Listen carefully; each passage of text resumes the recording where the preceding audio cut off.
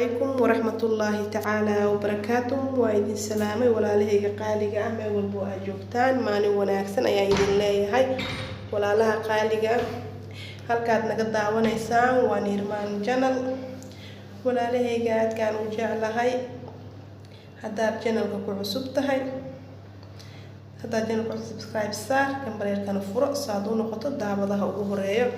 wala leeyahay qaaliga laagta hayloobina commentiga share waxa xaqiina maanta maxay idin wadaahay malawax aad iyo aad u macaan badan aadna u fudud sameeyskiisa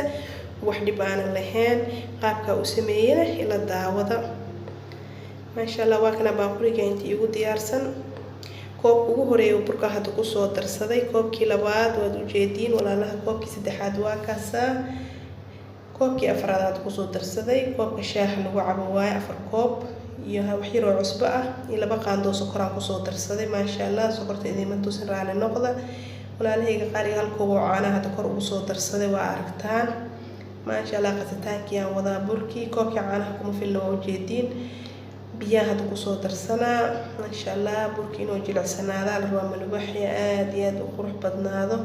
hada qasitaankii aan wada kuskii wixii aan ka baabi'ina hada waa ka biyaha kor ugu soo darsaday ma sha Allah biyaha marba kisa ku soo darsanay hal mar hada ku wada joogtiin oo ka jilca macquul ah marba wax yar ku soo darsanay qiyaastaada malawaxi inoo jilcanaada fiican waa kana hada qasitaankii waan soo dhameeyay sidaan ugu soo baxay ma sha Allah taawadi hada way kululaatay dubitaankii hada bilaaba xabadii ugu horeysay ma sha Allah hada ku shubay wad u jeedin markana uu qalalay hada wax yar oo suuga hada kor ugu darsanooya aniga hada saliidda ugu darsan kartaa ana suugeena caadiga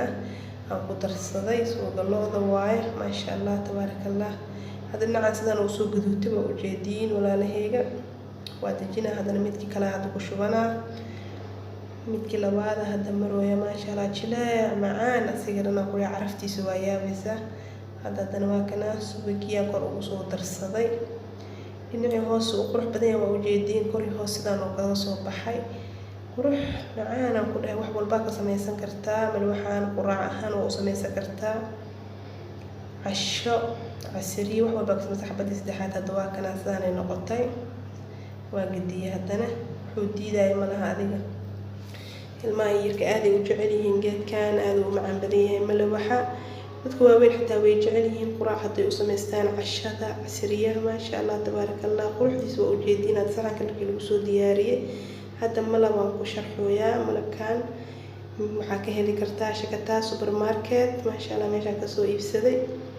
sidana hada uu korkiisa ugu sharxay waa kaasa malabkii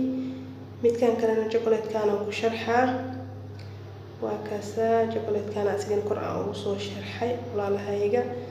aad iyo aad u qurux badan waa u jeedin markii la sharxay caruurta markii saan loogu sharxay way jecel yihiin ma sha Allah jazaakumullahu khayran jazaa